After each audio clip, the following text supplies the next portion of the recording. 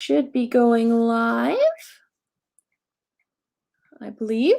I'm hoping. Oh, that may be on my end. I'm sorry. I haven't muted my all right. computer.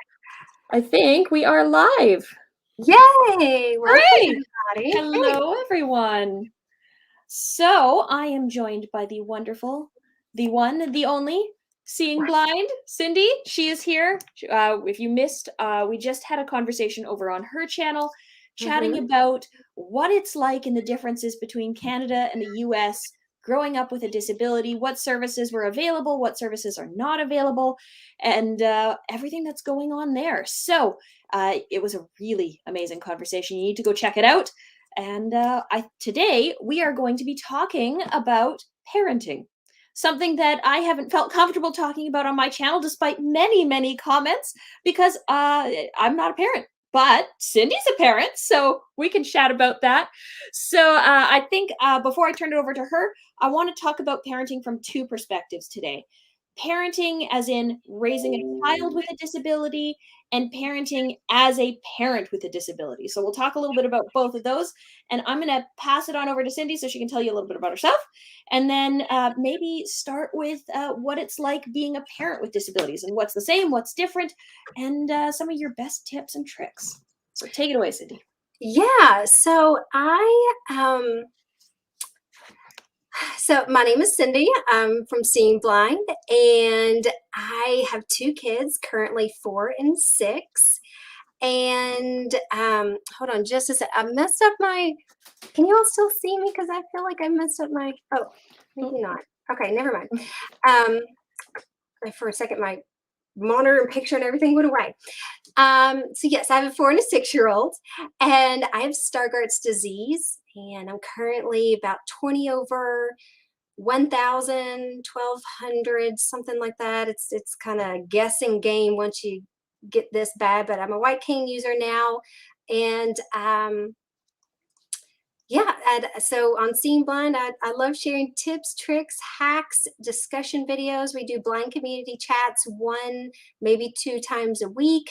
And I just love contributing to my community from just independent living at home perspective, as well as a parenting with a disability perspective. So thank you so much, Tamara, for inviting me on today. This my is pleasure. definitely a topic I'm very passionate and love sharing.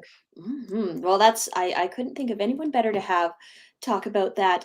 So we actually have some chats already, unbelievably. Welcome, everybody. Yeah, hello. Kate asks, funny question to start. Are you ticklish? And if so, where? I am terribly ticklish, and the answer is everywhere. How about you, Cindy? It's like, the typical like sensitive areas like under the arms and things like that, but I'm not extremely ticklish everywhere. Like my feet aren't or anything like that, but my children very much are. Yeah. That's usually the case with kids. Kids are almost always ticklish. Yeah. And then we have Julia Oliver saying hi. And Hello, yes, Julia. I know you, girl. And Hey, how are you? Neko is saying hi. Hope all is good. Hey. And Ray is here. Hello, Hi, I'm here. Ray. Hello, Welcome everyone. to another one. Yeah, so this is going to be a little bit of a all over the place stream. We'll talk about parenting, but if you have other questions, those are absolutely allowed. Anything goes. So I think maybe what would be your biggest what would be your biggest fear when you were kind of realizing, okay, I want to have kids, but I have a visual impairment. I'm blind. How was that for you? Yeah, so it took me a while to realize that my anxieties and fears were normal and natural ones that any and every parent, regardless of a disability, experiences. And I always thought I was kind of using my disability as an excuse to exacerbate the fear in my head, and really I didn't need to. Yeah. I think before we even had children, because we decided to have children a little bit later in life, we kind of toured the world first, if you will. And one of my big fears, those was like, what if I pass my disability on to my children? Like, do I want to be a parent, and will I be able to manage the guilt of that if it occurs, Mhm. and such. And I think that's something that a lot of parents with hereditary disabilities struggle with, Mhm. because there's a lot of cultural influences out there that will say, oh, if you have, you would not want to put that on a child, you wish, you should never give that to a child, you shouldn't have children for that reason, kind of Mhm. negative influences there. And so that was something that I had to let go. I did grow up with those influences a little bit, and struggled with that a bit. Do I want to have children knowing that they are going to have this similar struggles and journeys as me? Not guaranteed, but the statistics are there. Mhm. And so I had to let that go, and that fear and anxiety. And so currently today, my every year when I go to low vision specialist, my children are also scheduled as well to have their retinas looked at to see if they are showing also any signs of deterioration. So they have their low vision appointments, and thankfully they are not showing signs yet. But with genetic testing, they do show the genetic mutations. The same, my Mhm. daughter does the same as me. So we're still getting their fingers crossed that even though the mutations are there, that she will not. Hopefully, she'll have a dominant gene from a hubby, and still will be okay. But we'll see. Mhm. Yeah. Now, with a lot of my fears, anxieties were with newborns. How am I going to give them a bath? How am Mhm. I going to see if they're choking, or if they're grabbing and chewing on something that they shouldn't? How am I going to be able to see how to feed them? And my biggest thing that I tell everybody is, when it's your child, it's different. It's not Mhm. like you're taking care of someone else's. You immediately have that bond, and a lot of those things work themselves out because you Mhm. have to hold your baby so close, and you get to know every single sound they make, every type of movement. You have this innate parent intuition that grows, that bond grows and builds, and you begin to learn how to navigate all of those things that were causing you all those fears. It all works its way out. You always figure out what to Yeah. listen for, what to do. There's always solutions. There's all kinds of tricks and hacks and things to get around it all. Blindness or any other disability, there's wheelchairs, there's paraplegics. There are people out there that are beautiful, wonderful parents. Don't let your disability and your fear of your disability stop you. If you are feeling called to be a parent and you feel like you could provide a nurturing, safe, and loving environment for a child to grow in, don't let your disability stop you. Yep, I think that's brilliant. I mean, I know that that's something that I heard growing up a lot, you know, even before I was even remotely thinking about kids, when I was 10, 12 years old. Oh, well, you're not going to want to have kids because you don't want to pass on albinism to your kids. Oh, you don't want to have kids. They're going to end up blind like you. You don't want them to go through the same things you're going through. And that's a horrible thing to say. You know, it assumes this ableist viewpoint that disability is nothing but bad things. Or that And you're less of a person. yes, or you're not allowed to, exactly, because of that disability, which is so wrong. Yes. And yet there are incredible disabled parents. I mean, I really, I mean, I don't have kids yet, but it might be in the cards for me one day. And I mean, a lot of your videos are so incredibly helpful because I wouldn't have known where to start. I wouldn't have known what to do with anything to, oh, okay, well, how do you change a diaper? Well, how do you, okay, well, how do you know what your kid needs? How do you know where to even start? So I'm so glad that you have that resource out there for people. It really, really makes a tremendous difference to, I'm sure, so many people.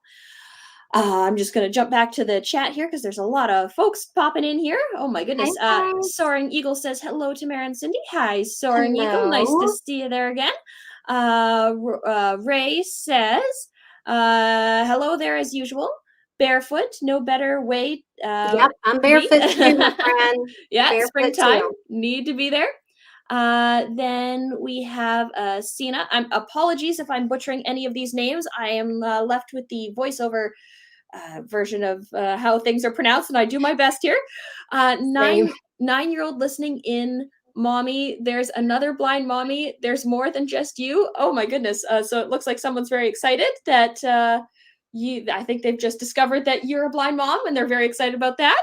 So yes, Sina, you need to check out Cindy's channel. It's in the description, very top link. You can't miss it. She's wonderful. Henry Thompson, can we see your guide dog, please? Henry, my guide dog is asleep, probably in bed with my partner Robbie. So she's not even in the room right now. But we'll see if I can grab her at the end. Shanna says, premature enter. Thanks for sharing that. I love this. Alfron says, blind girl here. How do you take care? How do you take your kids to the park? Very, very good question. There's actually, a lot of blind moms and parents out there have already put a lot of great content on this out there. So there are lots of different strategies and techniques. Traditionally, a lot of people will get bells or some sort of auditory type of thing that they can either pin on their children's clothes or shoes, or sometimes, like if it's a girl, they have a little hair top knot or pigtails, you can put little bells or something in there, but something that gives you some sort of auditory cue where your children, if they're walking away or if they're getting too far from you. But adding any kind of auditory cue is very, very helpful. Squeaker shoes, also a very cool, cute thing around that, when they start walking around 12 months, give or take, anytime from there to about 2-3 years, squeaker shoes are very, very cute and come in very handy on a playground type of situation. Literally just kind of squeaks as their little footprints go. And then if you have some functional vision and you can follow bright colors, that's another kind of traditional type of strategy, is wearing bright colors that you can identify and separate from the pack. I usually like to add an additional tip and take it one step further and encourage them at early ages to wear a baseball cap or some sort of sun hat or something, because putting that hat on their head is generally easier for me to track. And it gives that takes it one step further. There's a lot of controversy around wearing the little the backpacks, little stuffed animal backpacks that have the leash on them. And I always tell parents, this is don't buy into the whole the negative influence around this. You're not putting your child on a leash. You are keeping your children safe. That's a parent's job. And if that's what you need to do, it's not like you're hurting them. It's not like you're preventing them from where they want to go, but you know where your child is at all times. And if that's what you need to do to take your child to the park, then so be it. Yeah. The negative judgment that people have are usually the people that either, number one, don't have children and don't get it. I always find it so funny when it's the people that don't even have children that are casting the judgments. Number two, it's people that just clearly don't understand, and that it is for a safety thing. It is not that you are a mean parent or that you're, just going to the extreme or anything like that. No, if you feel like they make the stuffed animals are even so cute. They've really gone a long way to make these things really cute and very accessible. And it's a great tool for parents who are visually impaired, especially if you have a toddler that likes to dart away from you. Yep. And you should never be ashamed of any accommodation you need to make for yourself, whether it's quote unquote socially acceptable or not. If it's going to make your life easier, that's something you got to do. Exactly. Yeah.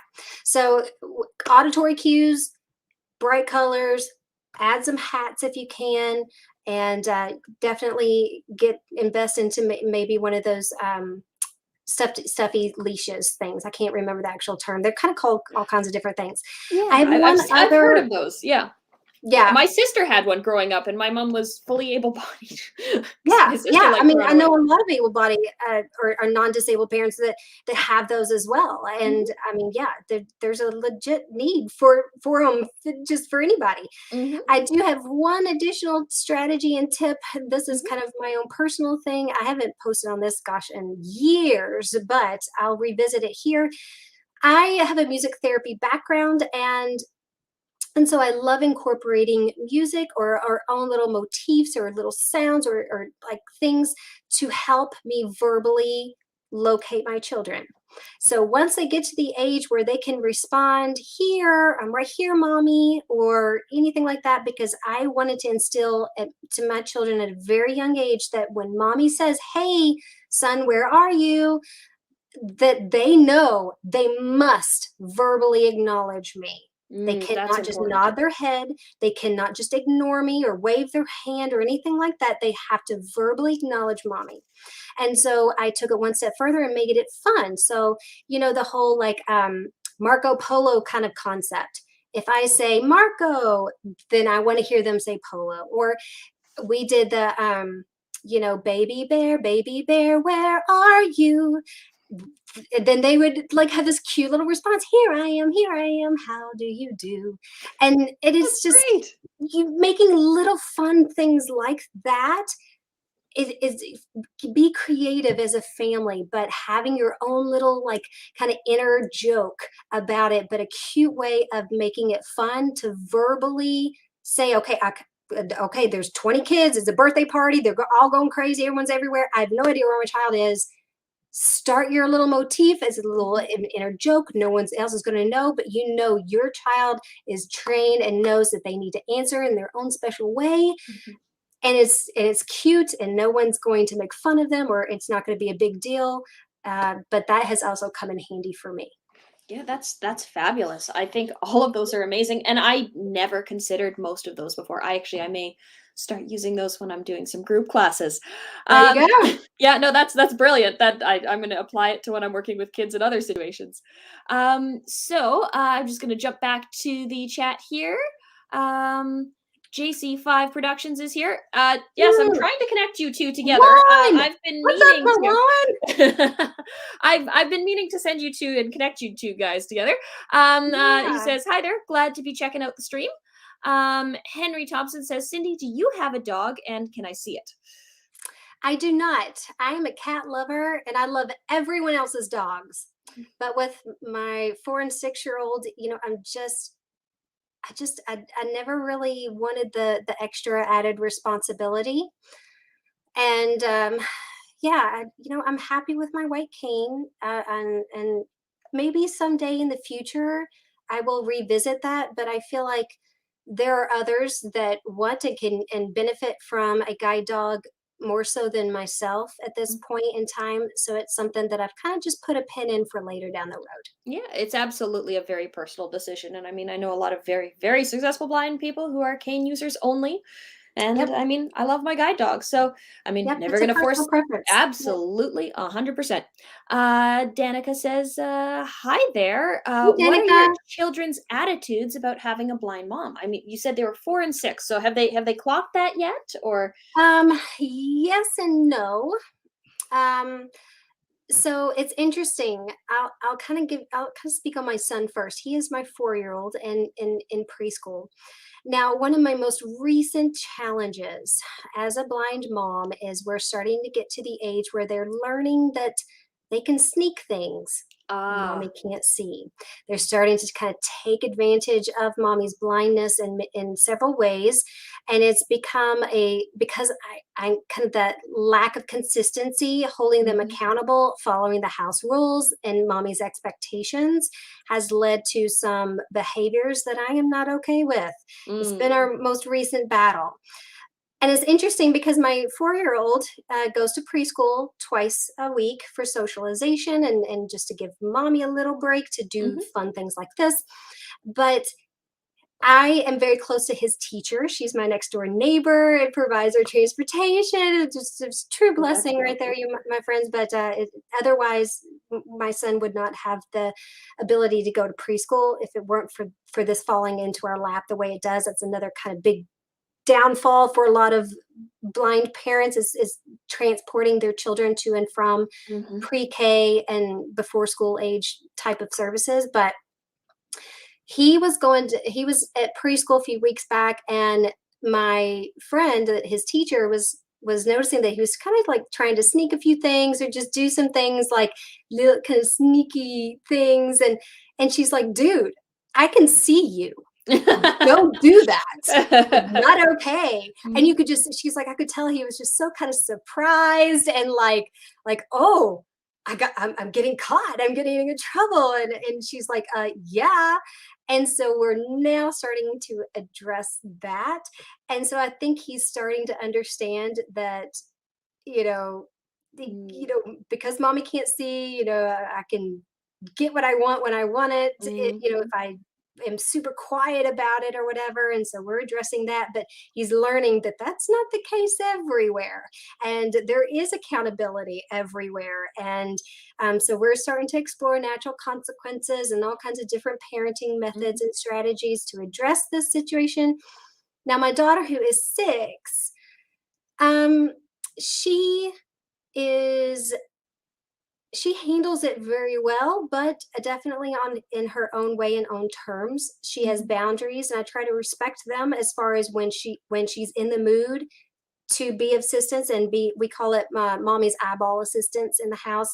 I'll say if I need someone to help me see something, identify something, because she's, even though she's a kindergarten 6, she still reads at a second grade level. Mhm. And so I can say, hey, I need some eyeball assistance.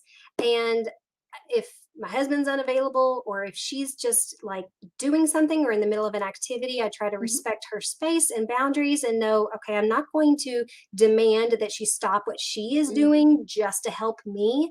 I can be patient, or I can find my tools and strategies to figure it out on my own. But Mhm. if she is available, I do let her know, hey, if you're not doing anything and you have that time and availability and space to help me, I expect that you will be of assistance. So she understands that, and it is an ongoing give and take development in our relationship as she Mhm. gets older. But having clear communications and clear expectations is definitely the step that you want to start with. Yeah, I think that's a great tip. Absolutely. I'm just going to dive back into the chat here. Star Janice says, "I was very excited to see this collaboration." Hi, Star. Yay! Thank you. I'm so glad you're enjoying it. Uh, Uh-huh. and Afron says again, "How about amusement parks? Have your kids come back to you after getting off a ride? How do you find them again?" Well, I think they might be a Ooh. little young for that yet, right? To go on by They are, themselves, right? but I know I have so many blind friends, my Mm. friends, that this is definitely a topic that has come up in the past. Mm. So, just like any other non disabled family, they typically will say, hey, if anyone gets lost, this is our safe spot. This is where you report to if anyone loses their way. Mhm. The same goes for us, only we set those spots up every 10 minutes. It Yeah. seems like. So what you're going to do is when you get off of if they're going on a ride, you say, hey, mommy is standing right here. When you get done, follow the kids to the exit gate, whatever, but make your way straight back to this location. Mhm. Now, there's times, older kids can take advantage of this and sneak away, and then next thing Mhm. go into places that they shouldn't.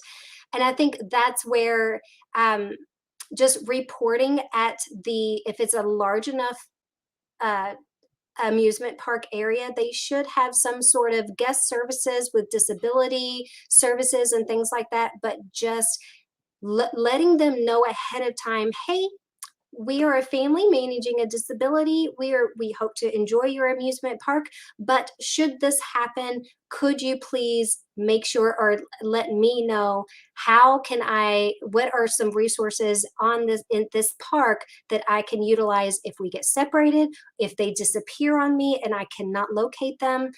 Can you all help and be of assistance, and in what way, what would that look like?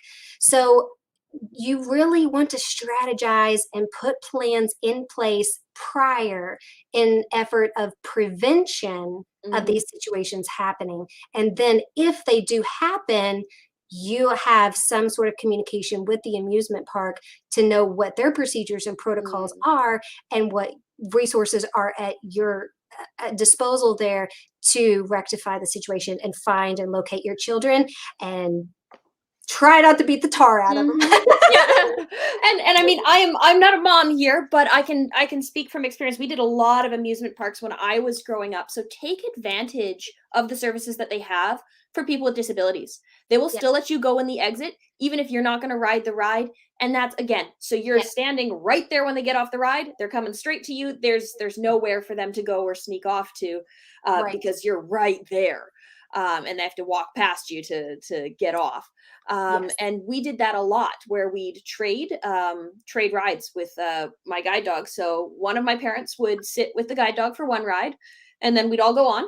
And then one of my parents would sit with the guide dog for the next ride, and then the other parent would go on, and we'd kind of Yes. trade back and forth like that, so that there was always someone there, and there was always a very clear idea of where we were going and where we were coming back to, because it was a much straighter line than having to wind your way through these crazy lines all the way through, which are really difficult to navigate at the best of times, never mind with 1,000 other people. And so definitely take advantage of that if you're trying to go to an amusement park with kids, whether you're going yourself as a blind person or whether you're trying to take your kids. And a lot of times they have maps available online. Study those maps prior to getting there. If they have any kind of like audio guide walkthrough, a lot of the times there's podcasts on those. There's Rick Steves, he's kind of like one of those like national travel things. He's got his own app download. I Mm, believe it's his own app download. You can select all kinds of different various locations like the Louvre or like just, I mean, he's got extremely popular ones all the way to like just some theme parks all over the world. mhm. But check, do your due diligence before you arrive. Study the map, study any type of accessibility options so that you are already familiar as much as possible with that place that you're going to, so that it gives you a little bit more confidence and comfort and familiarity before you walk through those gates. Mm, yeah, absolutely. That's fantastic. I'm gonna pop back into the chat. We have a very active chat today. I'm very happy about Woo-woo! this.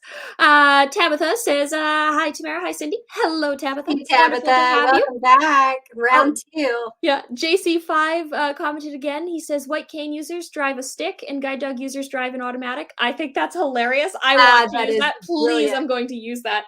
Oh, Ah, that's a great analogy. That's that is so very cute. it's yeah, very different yeah, way to think about it. It's very much like it's just two different types of vehicles. Henry wants me to check out my guide dog. I will come back to that, Henry. Inika says, "I am an auntie 3 times over, and I under I underestimated child safety because I helped my sister Rosie." I said, "Yeah, child safety is incredibly important. And Yes, kids, it takes less than 2 seconds for them to get into trouble." I work with, that's right. not a mom, but I work with kids every single day of the week.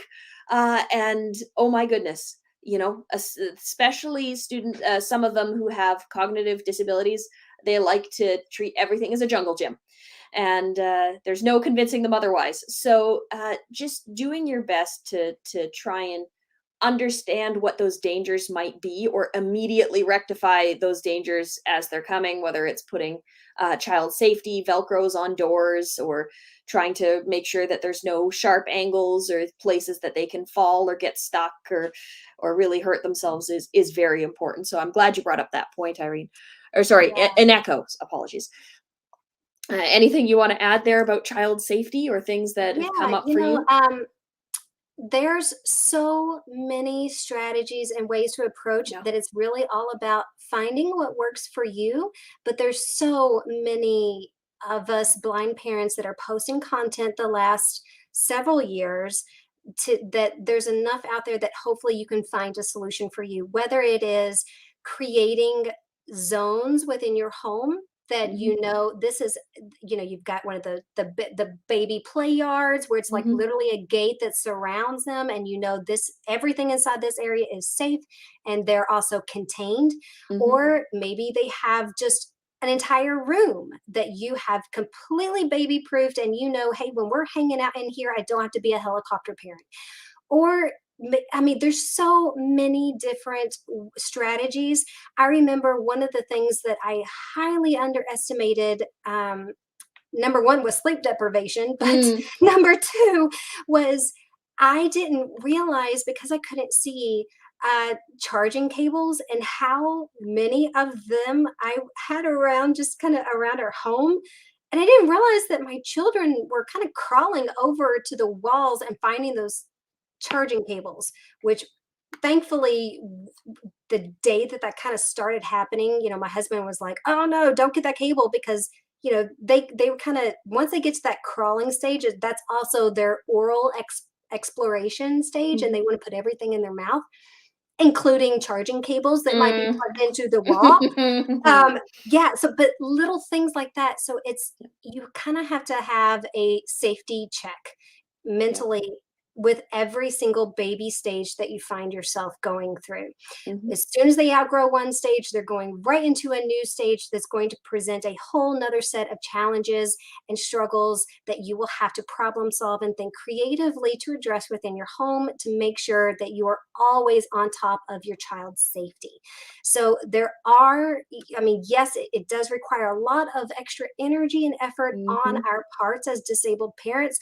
But the point here is that there are solutions. Yeah. There are options. There are strategies that work for everyone else. And the key is just finding what works for you.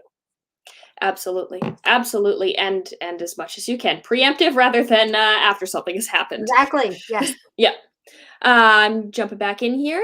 Julia Oliver says, as someone who wants to work with parents with disabilities, what recommendations do you have for potentially wanting to start practice working with this side of vulnerable populations? Do you want to take that, or do you want me to take that? Um, you go first. Okay, Um, sure. Um, I mean, I do a lot of consulting work, and I work with a wide range of clients, from individual families to individuals within a family to corporations to businesses, to try and figure out solutions. I am the external problem solver when certain things come up that people don't necessarily know. Well, how do I handle that? How do I handle going to an amusement park with my kids? That's the kind of stuff that I do. So my first recommendation would be to focus on solutions. Always focus on what you can do, even if it's something small, and try and break people of the notion of can'ts, won'ts, don'ts, shouldn'ts, even if the solution might be a little bit off the wall.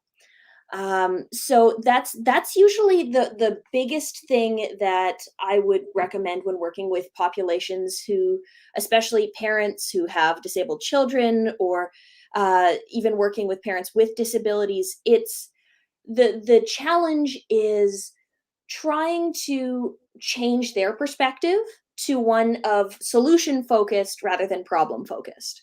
yes. And because they often know what the solutions are without you even being there. Your job is not to give them the solutions. It's going to be to help them figure out the solutions for themselves. You can offer suggestions, but it's them who has to implement them, and it's them who has to make it work in their life, and they're the experts in their life, not you. So I would say, be gentle, be kind, and be patient are very important factors to that. Because even if you see this as an obvious solution, they've never considered it before. They have to have the time to process and take it on board and try and apply it to their own situation. And that's not always easy, because change is difficult. So I think getting into that creative mindset, getting them to follow you into that creative mindset, and even storyboarding or writing down ideas, or trying to focus in on, okay, well, it's not everything's not a problem. So what is working, and can we apply what's already working to work on some of the things that are maybe not working as well? So that would be my biggest suggestion for starting to work with those populations? Do you have anything you want to add to that? I know you have that music Yeah, therapy you're background, so you work with lots of those populations as well. so there's lots of different parenting strategies and such. And one that as a disabled parent that I've gravitated to is the gentle parenting techniques and such. And a lot of that is it because it really does support the fact that your parent like the answer is always usually within you as the parent, because you know your family, you know your children. And so, because a lot of parents want to go to everybody else to give them the answer, to give them the solution. But really, the gentle parenting technique that some of the books that I've read, that was a gold nugget that I really loved, because it empowered me and gave me the authority to be the expert on my children. Mm-hmm. It just takes some soul searching to figure out, okay, where's my heart on this situation? Mm-hmm. And typically we usually can find our own answers with some verbal Yeah. processing or something. Maybe we Mm-hmm. need a little guidance to get there by a consultant or something. But um, just that having empowering them is key. Yeah. Now, another thing that I really think is huge, this goes for any non-disabled family. I mean, everyone talks about the village effect. And I Mm-hmm. never really understood how important a village is when it comes to children than I did when I became a mom, because it's really difficult for anyone to do it on their own. Single parents out there, I mean, it is so hard. My heart goes out to any disabled single parent out there. And them more than anyone need to learn where their communities are, where their support systems are, and start fostering those rapports there. So reaching out, whether it is online or in your local area, doesn't matter, but connect with some Mm-hmm. group, whether it's on Facebook, social media, does not matter, but set up some sort of connection that you can use as a resource to post your questions, to vent your concerns and your frustrations. And, oh, moms, what have you done in this situation? But to have an outlet and a resource. It may not be evidence-based. You may not get Mm-hmm. any of your solutions or whatever, but sometimes just knowing that you are not the only one can go a long way. Yeah. A lot of times as disabled parents, we find ourselves even more isolated, and like we're alone, we're the only ones struggling with this, no one understands. Parenting is hard. Mm-hmm. Parenting with a disability is even harder. And so Oh it yeah. can be extremely isolating. So find your resources, find your community, reach out to them when you need that assistance. Um, there's there's hundreds of groups on Facebook. There's so many resources, so many YouTube channels like mine, like Tamara's, like so many of us on YouTube and TikTok that are posting very helpful, beneficial, valuable information that represents the spectrum of blindness. And this is also for other disability communities as well. So do your due diligence, reach out, form those connections, your support systems, you're on the local level as well as on social media, because that's really where it's going to help pull you through the hard times. Absolutely. Yeah, no, community has been the one thing that I am so grateful that social media has brought me, because Same. I didn't have a lot of there were a lot of blind people in my area growing up, but I wasn't friends with them. So, we weren't necessarily in the same circles, so I didn't have a lot of those people that I could call on. Well, what do I do here? What do I do there? So that community has been incredible, and I think I don't want to speak for Cindy, but I think that the main reason most of us make videos like this is because we want that to be available for people. We want Yeah. to have that community.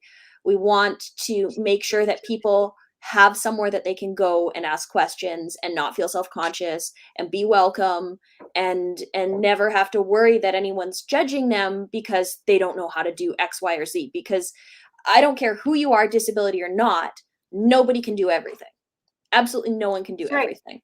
That's right. Not So, everyone has all the answers. yeah, changing that perspective and finding that way to build yourself up to and I'm just going to go back to Julia's comment here, to help parents learn the skills of self-sufficiency is far more important than giving them the answers, Yeah. because finding that solution, finding that, finally making that connection of, oh my gosh, I can, is so powerful that Mhm. when they come into that next roadblock, when that next thing comes up, they're going to remember, even in the back of their brain, just tiny, tiny little sense of, you know what? I had a really nasty thing happen before, but I was able to work through it. So we can do that again. You And know how then, we were talking about, oh, sorry to interrupt. no, I'm no, sorry. go ahead, please. You know how we were discussing how a lot of, lower income families, and so I think this was in my stream on my channel previously, but you know how we were discussing that lack of the shame of Mm, of asking for financial assistance yeah. or for charity kind of type thing.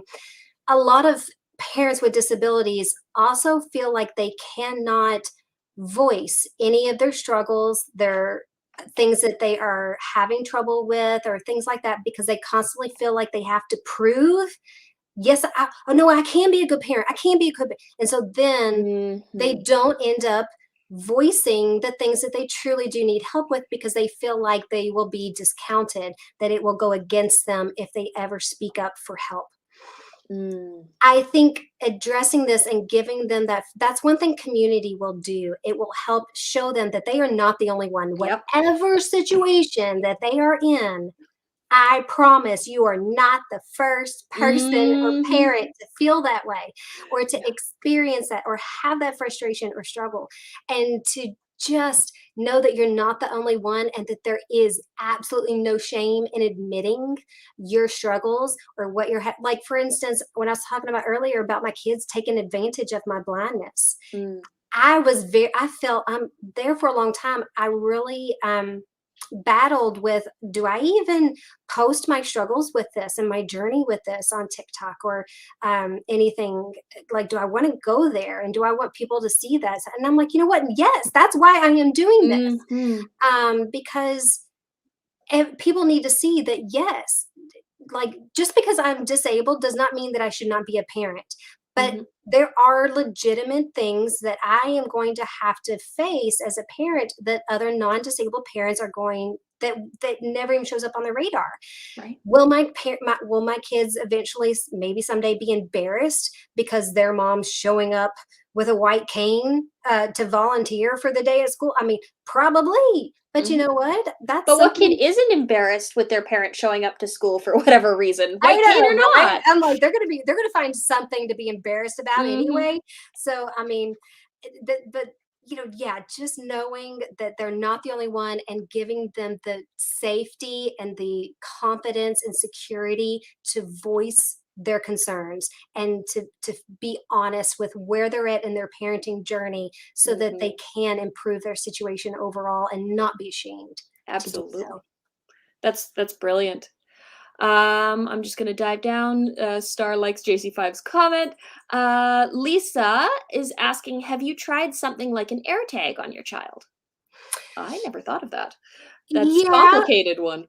Yes, if it's an older child, I so yes, actually, my husband and I have done this.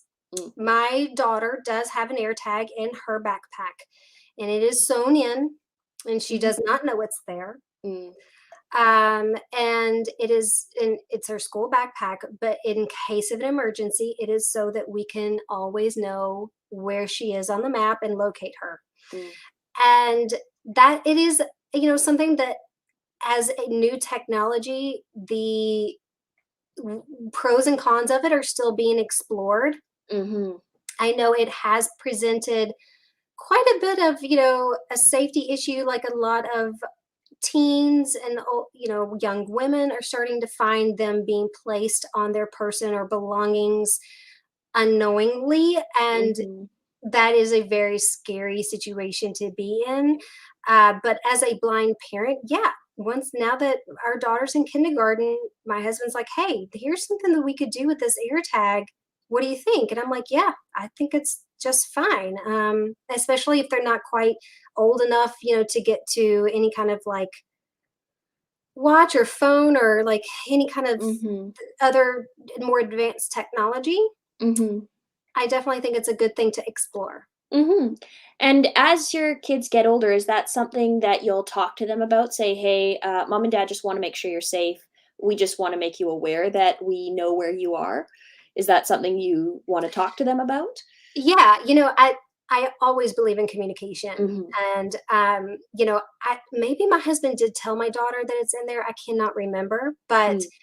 at this point, she's 5, 6 years old. Right. It's really more for us Safety. to know Yeah. and our own, ease of conscience and ease of Mm-hmm. anxiety more Mm-hmm. than hers. But as she gets older, yes, to be transparent, we will let her know this is here. If you ever remove it, we will know, but Mm-hmm. it is here for your safety and security so that we can always get to you in case of an emergency.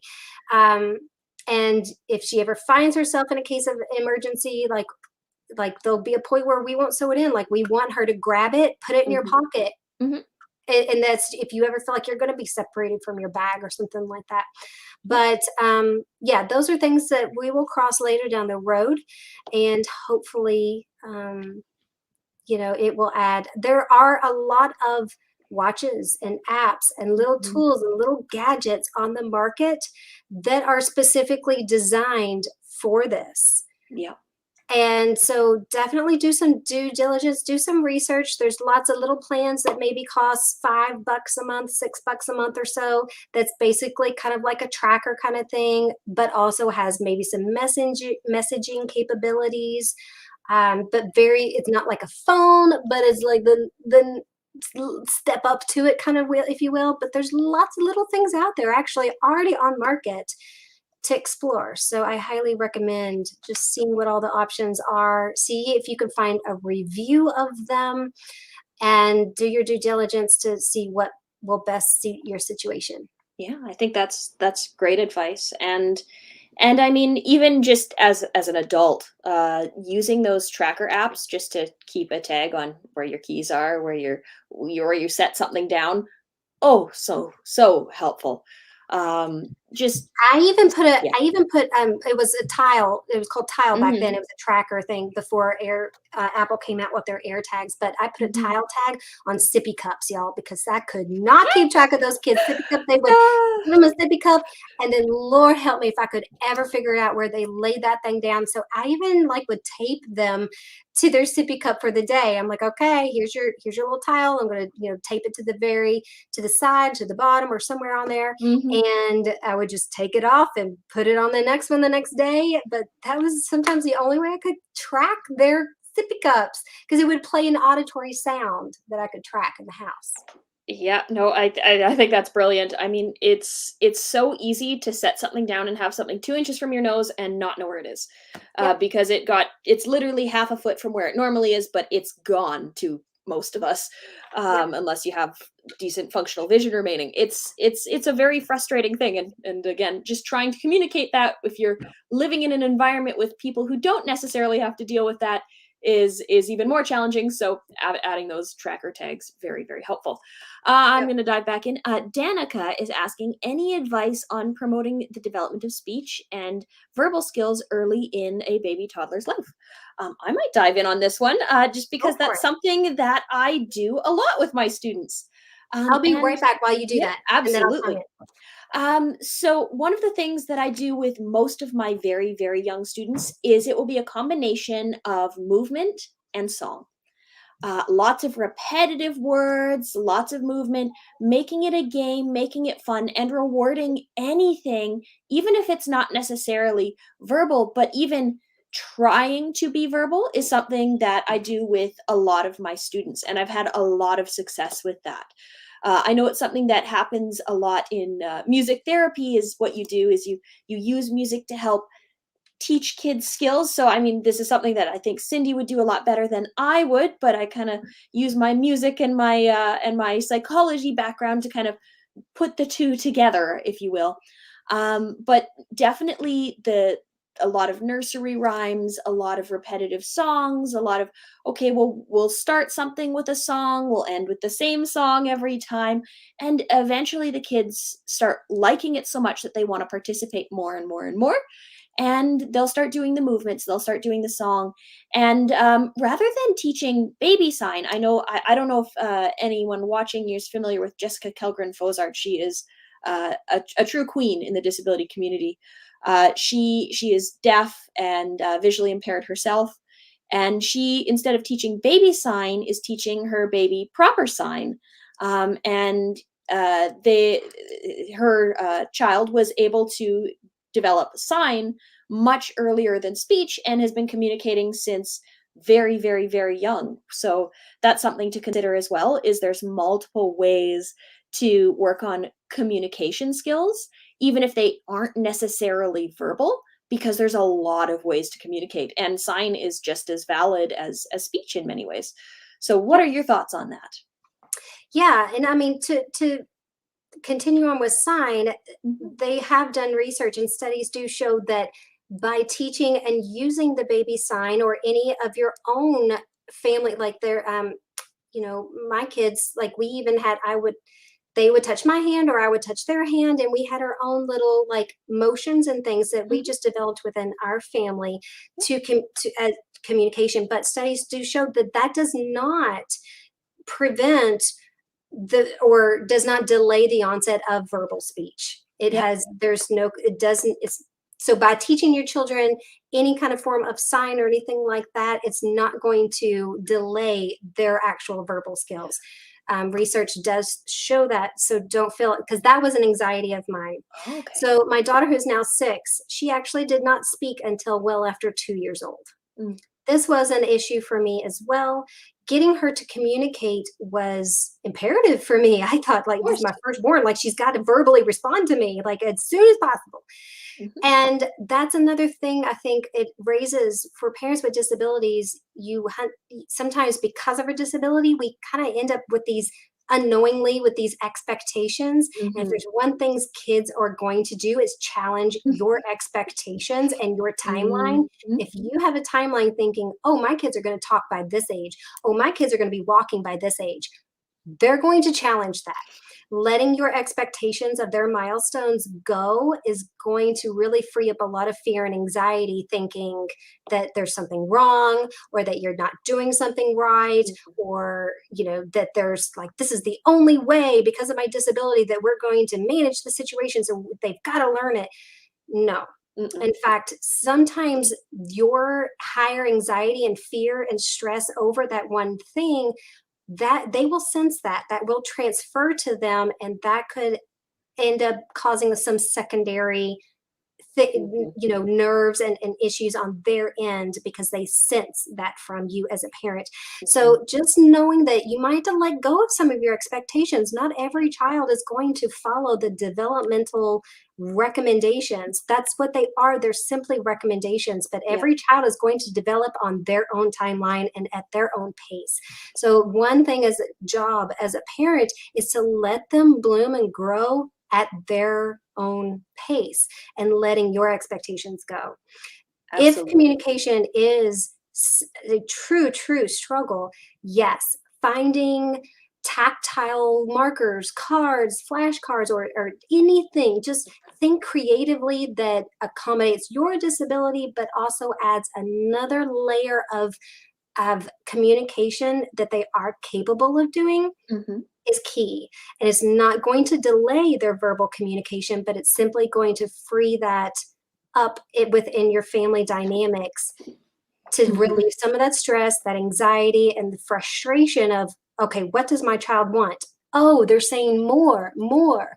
And you can even have auditory things, just like there's baby sign. You can Mhm. have 2 claps means this. Sometimes they can, um, make bigger motions, like waving their hands up in the air for, I want to play, and they've got their hands going crazy, pinwheeling Mhm. around. It can be as big or small as you make it, but think Mhm. creatively. It doesn't have to be specifically by the book, like, oh, Yeah. what is the correct sign for thank you or Yep. more or play, and those are the exact signs I must use. No, you do what works for you and your family, and it could Mhm. be your own creative family language to bridge that time frame of them learning their verbal communication skills. Yeah. And one more thing I would add to that is we reward and we encourage progress, not perfection, because Yes. it's not realistic to expect a child to come out and start speaking in full word sentences right away. Even if they're attempting or mimicking or doing what we call echolalia, which is just saying exactly what you're saying back and they may or may not have an understanding of what they're saying, that's still something. Yep. So we reward anything that is promoting the skill that you are trying to learn, even if it's a baby step. So Yep. I've had a lot of success with a lot of my students, especially those who are nonverbal on the spectrum. They love, absolutely love, because I don't have those expectations that they must respond every time. We give them the space and the time to respond. We give them the time to explore creatively on their own and to develop at whatever speed they want to and to communicate however they want to.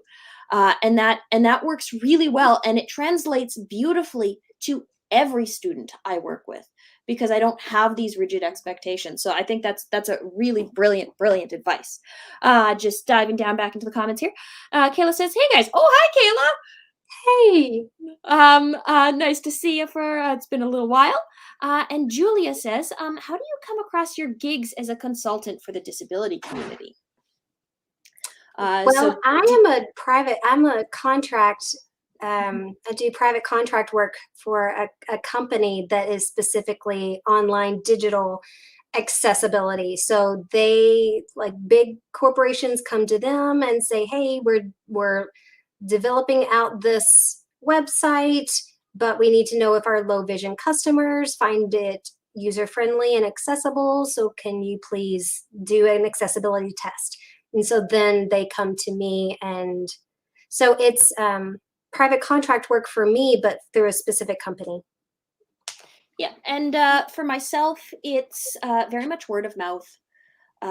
People will contact me because they've seen a YouTube video, or it's a client who's spoken to another client, or it's very much just building that network. So even within the disability community, so maybe I've chatted with Cindy, and Cindy has a client who really needs help with, or Cindy knows somebody who really needs help with finding somebody to help with music educators and teaching them. So then Cindy goes, "Oh, I think Tamara does that." And then Cindy will call me up and say, "Hey, Tamara, you need to." So it'll be very much like that. It's very organic for the most part. And it starts slow. And Yes, it yeah, starts very slow. But the more you do, the more people see that you are doing good work, the more that comes, truly. yeah. I think it's for me.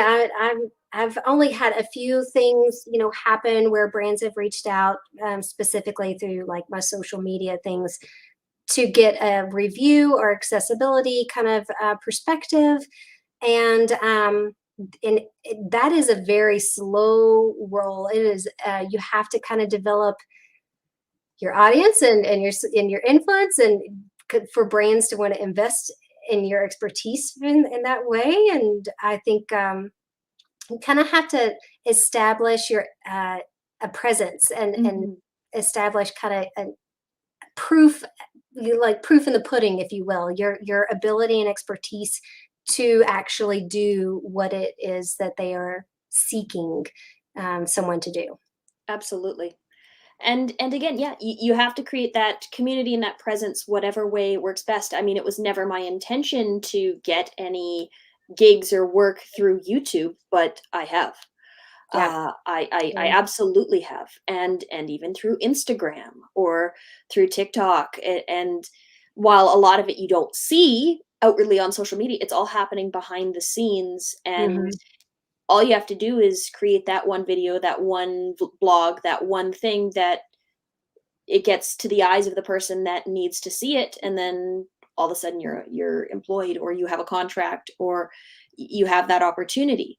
So I think my other advice would be try not to turn down opportunities, but also try not to do free opportunities, because Yeah. we need to have the expectation that if we're doing things for quote unquote exposure, or we're doing things out of the goodness of our heart, uh, we're going to die of exposure, truly, because we need to all make a living doing what we're doing. And what we are doing is skilled work. Lived experience is as much a skill as education. And and you need to be compensated appropriately for the work that you are doing. Amen. So yeah, it's important that you set those expectations early, and you make those expectations very clear, whether it's working with brands, whether it's working with a company or an individual or a family, and having those very clear communicated boundaries and expectations set that, you know, um, if I am doing this for this, then this is going to be what I need in return. And I take a very I don't know, I work on a sliding scale. Let me put it that way. If Microsoft comes to me, I have one rate. Versus if Ma and Pa from down the street, who is very financially strapped, comes to me, we have a very, very different rate. So I try and work with people where they're at, and with what we think is fair for everyone involved. And don't be afraid to talk about finances, because if you don't make a big deal out of it, or you don't make it awkward, then they're not going to make it awkward either. Say, hey, you know what? If that's too much for you, we can work on a sliding scale. We can work with what works for you, because if a person's coming to you, chances are they do need that assistance, and you're the only person that is available to them. So I do my best to try and work with everyone, even if it's well below what I would normally charge. It's my way of kind of giving back to the community in a way. Yeah. Let me dive back in here. Maggie D says hi from New Zealand. Well, hello there. Well, hello All there the from way New across Zealand. the all I've the way. probably only got a few more minutes, Tamara. Okay, well, Just to maybe let you we know. should just wrap up. We didn't quite get to talking about what it was like to advice for parents raising kids with disabilities very much, but maybe we'll have to have another stream sometime very We can soon. do a follow-up stream on that. Yes. Anytime. Yeah. So it was absolutely lovely, lovely having you. Thank you Thank so much you. for joining me. Absolutely go check out Cindy's channel if you haven't already. If you haven't, I don't know why you haven't. Go do it. She lovely, amazing advice over there, and some really unique perspectives. So please check that out. And yeah, we'll have to do this again very, very soon. Sounds So, good. It was a thank you blast. so much. Thank you It guys was so much for joining us and for all absolutely your brilliant. questions. Yeah, It was thank you a so great much. chat. Really lovely chat. Yeah, I didn't really have a chance to dive into everything just because it was so awesome, and everybody was so active. Love seeing that. Yeah, So, we'll do a follow-up. yeah, we absolutely will. We'll talk again very, very soon. Everyone have a wonderful day, and we'll see y'all next time. Bye-bye. Bye.